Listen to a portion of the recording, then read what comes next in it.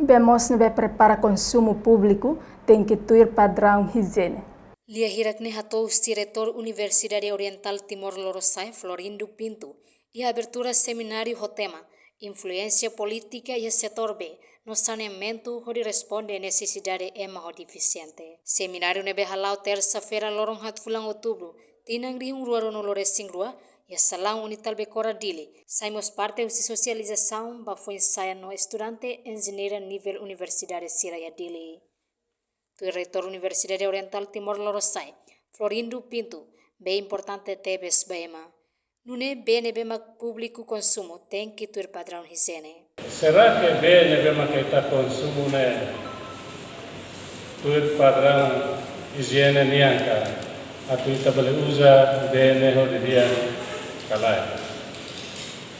Ita iha NGO sira ne bema ka iha Hanoi o sama ka tabele usa cidadão idania direito o sama ka governo kare prepara facilidades para a bem. Entretanto, a Fatinganesa presidente da Autoridade Água no Saneamento, Anas Domingos Pinto, reconhece e a lacunas no parâmetro balão maxedeu atinge e a implementação controlo qualidade B. Anas nota iha lakunas balão, que iha parâmetro sidau que dalam sidau atinge.